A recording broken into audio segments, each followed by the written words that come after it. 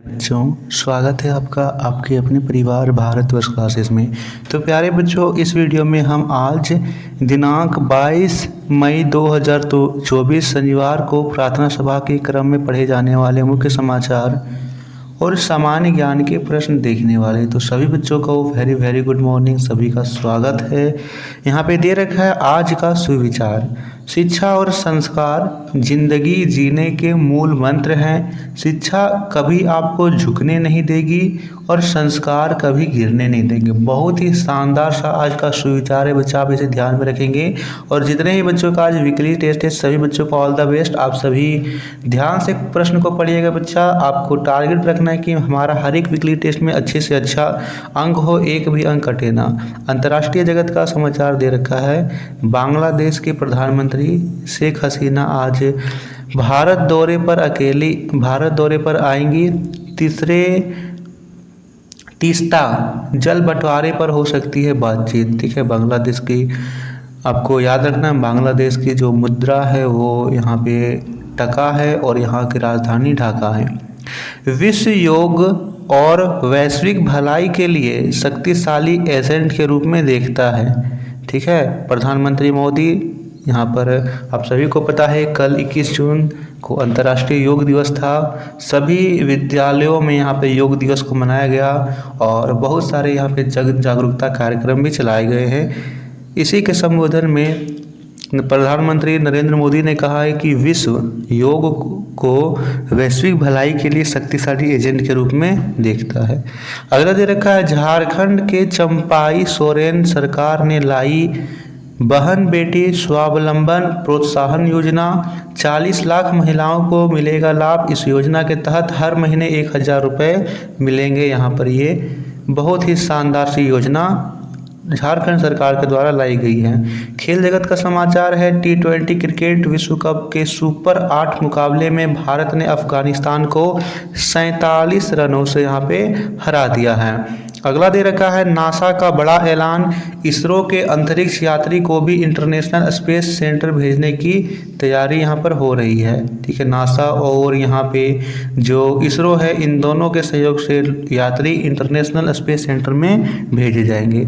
ये तो था आज का न्यूज। चलिए आज का हम क्यूज देखते हैं। सामान्य ज्ञान प्रश्नोत्तरी के प्रश्न।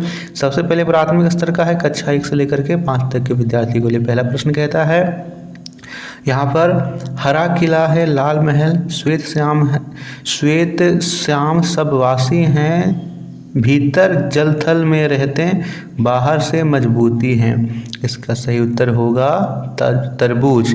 हरा किला है यानी बाहर से हरा है, लाल महल अंदर से लाल है, श्वेत श्याम सब वासी हैं और भीतर जलथल में रहते, बाहर से मजबूती है। एक फुटबॉल टीम में कितने खिलाड़ी होते हैं? सही उत्तर होगा 11 प्लेयर होते हैं फुटबॉल में, क्रिकेट में, ये सभी में कितने होते हैं? 11। जो संबंध शिक्षक का विद्यालय से है वही संबंध डॉक्टर का किससे है? शिक्षक कहाँ पढ़ाते हैं? विद्यालय में। डॉक्टर कहाँ पे रहते हैं डॉक्टर साहब? ये रहते हैं अस्पताल में। सही उत्तर होगा अस्पताल, हॉस्पिटल। 5000 में कितने जीरो होते हैं? 5000 में 3 जीरो होते हैं। सही उत्तर होगा 3। गाजर को अंग्रेजी में क्या कहते हैं? तो गाजर को अंग्रेजी में कैरट बोलते हैं, CARROT, कैरट। याद रहेगा। उच्च प्राथमिक स्तर का प्रश्न कक्षा 6 से लेकर के 8 तक के विद्यार्थियों के लिए कहता है, बेतला नेशनल पार्क झारखंड के किस जिले में स्थित है? याद रखेंगे, लातेहार। दूसरा प्रश्न है, सौरमंडल का सबसे छोटा ग्रह कौन सा है? तो यहाँ पे सही उत्तर होगा बुध। चलिए सौरमंडल से संबंधित कुछ और चीज़ों को हम एक बार और फिर से रिवीजन कर लेते हैं। सौरमंडल का सबसे बड़ा ग्रह बृहस्पति। सौरमंडल में किस ग्रह को लाल ग्रह कहते हैं? मंगल। नीला ग्रह पृथ्वी।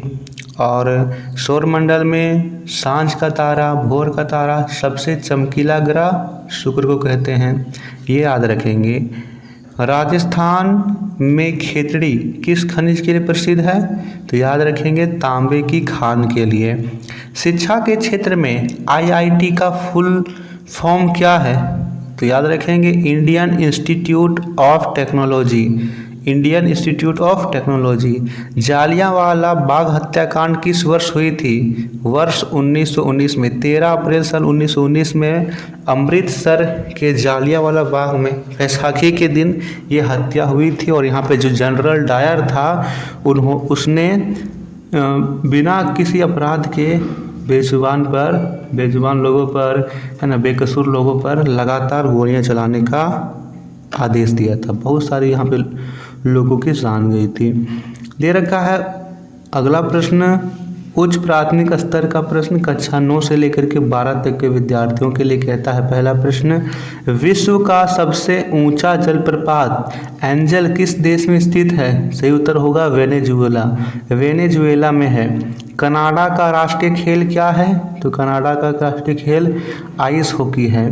स्वर्ण मंदिर भारत के किस राज्य में स्थित है? या भारत के पंजाब में स्थित है। पेसमेकर का संबंध शरीर के किस अंग से है? या हृदय से संबंधित है। टमाटर का वैज्ञानिक या वानस्पतिक नाम क्या है? याद रखेंगे सोलेनम लाइकोपर्सिकम। हाँ, आज का महत्वपूर्ण दिवस 22 जून विश्व वर्षा वन दिवस प्रतिवर्ष 22 जून को आयोजित एक वैश्विक उत्सव है। यह वर्षा वनों के महत्व के बारे में जागरूकता बढ़ाने और उनकी सुरक्षा एवं संरक्षण के प्रयास को बढ़ावा देने के लिए समर्पित दिन है। वर्षा वन जैव विविधतापूर्ण पारिस्थितिक तंत्र है जो जलवायु को विनियमित करने, विभिन्न प्रकार की पौधों एवं जानवरों की प्रजातियों का समर्थन करने और आवश्यक संसाधनों की आपूर्ति सहित कई पारिस्थितिक लाभ प्रदान करते हैं। प्रेरक प्रसंग दे रखा है, बहुत ही शानदार यहाँ पे कहानी है।